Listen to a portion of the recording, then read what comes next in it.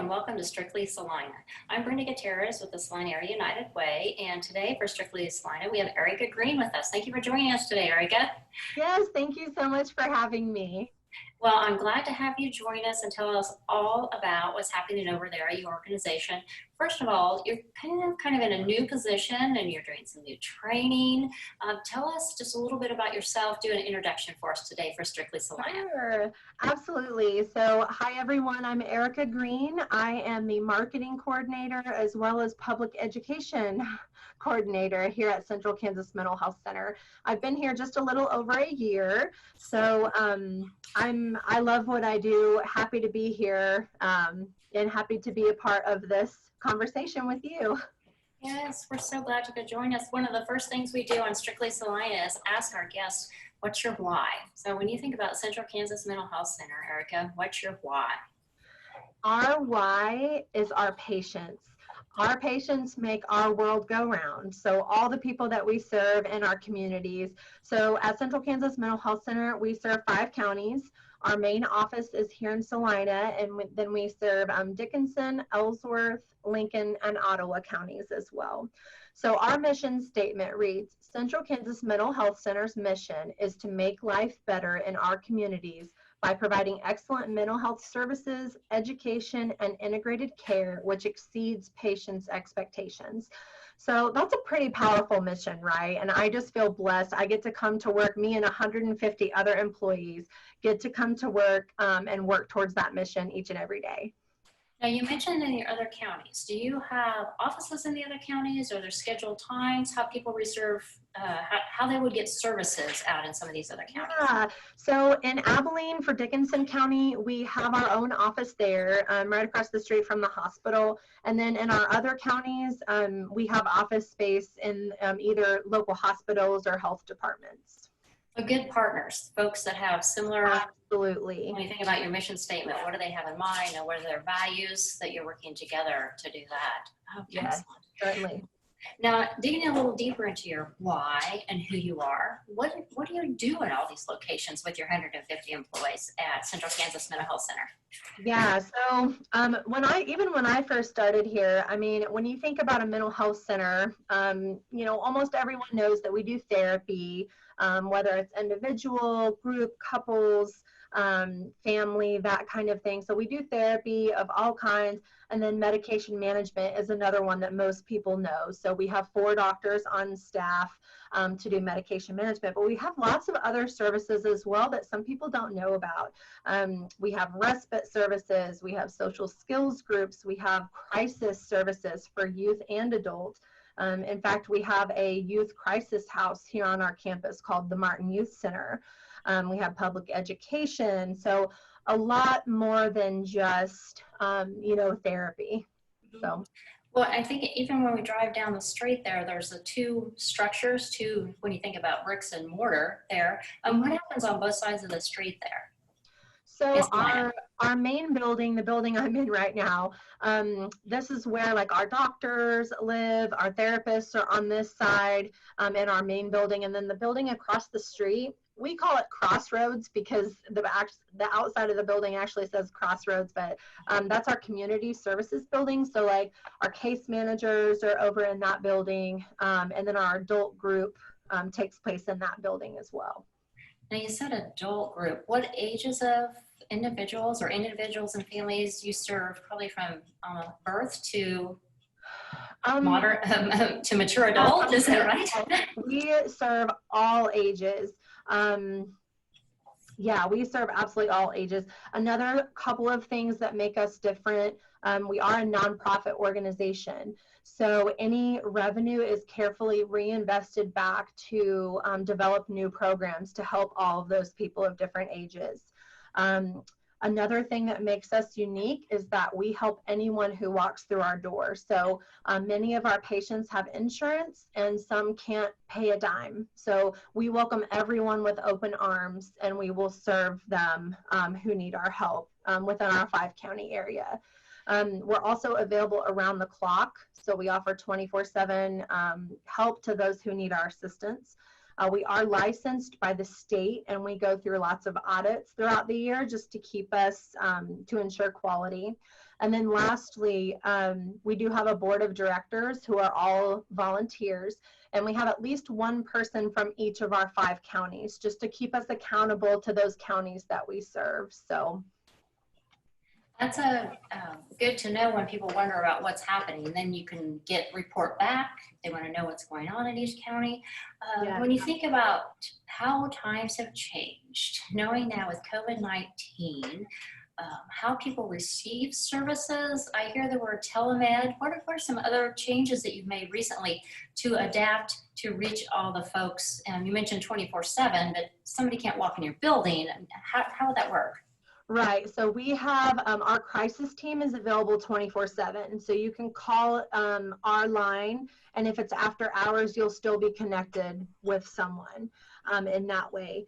So you mentioned COVID. That kind of opens up a whole nother can of worms, of course. I know that it's a hot topic, and people are probably over talking about COVID, but for our organization, it's presented some challenges, but we also have some kind of unique successes that have came out of that. So you mentioned telehealth has been huge. The power of telehealth has been huge for our organization because, like you said, people still needed our services, but they weren't comfortable coming out of their home. So with telehealth, they were able to have their appointment, over the phone or over secure video chat. We use Zoom because it's HIPAA compliant.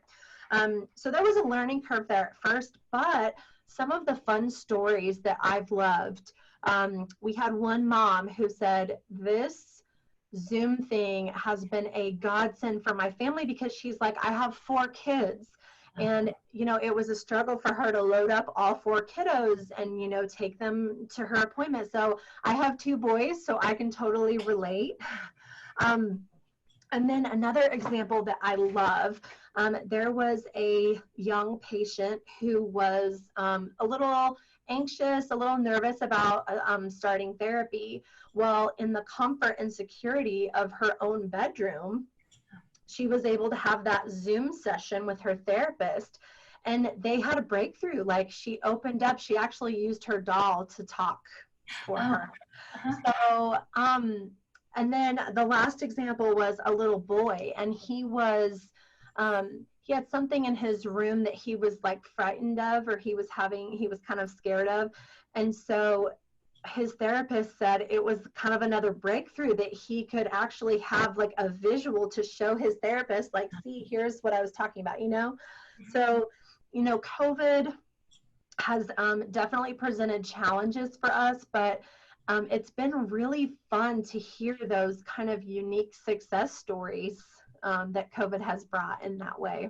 Well, definitely as a community member, we really respect and are glad that reaching out and telemed is working. Another thing I've heard that some of the mental health, how that first aid mental health for youth and for adults, folks that are wanting to take some of those trainings, you and staff used to go to businesses for Central Kansas Mental Health, and also you had folks come into your conference rooms for training.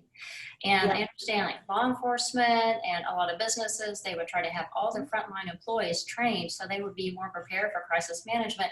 And if it was youth-centered or adult-centered, how are you doing some of those trainings now? So that's a great question.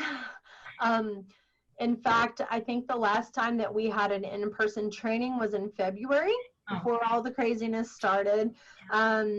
Now, so the 2 main classes that we offer are mental health first aid and assist, and I can talk more about those later, but so assist is our suicide prevention class, and it's currently not available to be taught virtually. Now, mental health first aid has just recently came out with a virtual curriculum. So our agency has 3 trainers. I'm one of them, so I'm biased. I love mental health first aid. And so we're currently working on getting trained to be able to deliver that class virtually. I'd say in the environment, a lot of us are aware, if you watch the news and are thinking about who is in the front line, whether it's the law enforcement, whether it's a business owner, where there's some things that are happening and emotions are high, knowing that you're working to continue to have that mental health first aid. What would you say was something that was really impactful yourself that you learned from the mental health first aid training? Oh my goodness, there is so Lots. many things. There's so many things. So mental health first aid is all about, what we teach is how to help and approach someone in your life who may be experiencing a mental health problem. So we always say in mental health first aid, we're not there to diagnose, we're there to notice. So you're not going to leave a mental health first aid class with a PhD or anything like that. It's just giving you some tools in your toolbox to know kind of how to, like I said, how to deal with and how to help that person. So, so I am a huge fan of mental health first aid. 1 in 4 people will experience some type of mental health problem in their life. So there's a very good chance that you will rub shoulders with someone who might need those kinds of support. So that's why mental health first aid is so important. And the more people that we get trained, the healthier and stronger our community will be. Well, I definitely appreciated being able to do one of the I did a walk-in, kind of a pretend. What is it like to do if you needed help right now? It was a 2-page form, front and back. And what were the questions, and what would be some, say, triggers, or what kind of help I may or may not need if I was just doing a walk-in and kind of that crisis mental health? Who would help me? What would I need? And the different categories that kind of were pulled out. This may be a situation that, what are your triggers, all the things that may or may not be bothering you, and have someone listen. And even though it was a practice, so when someone said to me, well, you have in Family First once a month in the buyer's guide, you talk about mental health first aid, or you talk about the 24 hours and certain days of the week, or walk in, and to know that ourselves so that we can help our community, so that we can share about those resources. Because you never know if someone is in how dire of need. But when you think about all the things that you do, and it's a lot with 150 employees, how about any barriers money is maybe one of the things. So funding for staff or resources, other barriers that you think about in your organization? Barriers. We talked a little bit about COVID being a barrier. I think we call it the S word around here, which is stigma. Oh. To be a barrier. And we have work to do. I think that stigma has gotten better in the last couple of years. I think there's even some celebrities that have used their platform to kind of help with stigma. So stigma is definitely still a big issue though, especially like we're in the middle of Kansas, and especially the 5 counties that we serve are very rural. And those farm guys, they're kind of known for, I'm going to pull myself up by my bootstraps. There's still some stigma in mental health in that area. I would say when I did that assessment, at that time it was Pat Kennard, and she brought to my awareness the suicide rates. And as compared to other states, she had all the data at her fingertips, and I believe that any organization, if people wanted to know any category of anything with a suicide or mental health, what are some of the things that, how can we help our community? How can we make our community stronger? Having that data, that anyone at your organization would be happy to do a Zoom presentation, and how we can reach out, because with your new job with marketing and public education, to contact Erica at Central Kansas Mental Health Center and say, set up a Zoom like this and say, this is, we have this many minutes, we would like you to present to our group, and this is their interest, to help continue with education and not let COVID be a barrier. Let's keep educating, and some of the groups that meet once a week, once a month, how we can keep spreading the word and educating anything that's going on. You mentioned was there anything else about ASSIST that you wanted to tell a little bit more about, or did we cover that? Actually, yes. So we talked a little bit. ASSIST stands for Applied Suicide Intervention Skills Training. So that's a lot of words. That just means ASSIST is a suicide prevention course. ASSIST is 2 days. Mental health first aid is just 1 day. So ASSIST is pretty intense. But again, the statistics don't lie. 1 person dies by suicide every 16 hours in the state of Kansas. And this one's even scarier, I think. Suicide is the second leading cause of death in the age group 10 to 34. So those numbers are scary and they're hard to hear, but to me, those are proof of why we need this class so much. And we do the same thing in mental health first aid, but in assist, you know, one of the things we practice is saying out loud, like asking the hard questions. Like, are you thinking about killing yourself? You know, you can't sugarcoat it. You can't dance around it. See, even your face, it's kind Yes. of scary, like saying it, you know, when your mouth isn't used to saying that. But again, you know, you'll learn more if you take if you take the course. But it's asking the hard questions so that we can all do our part to help prevent suicide.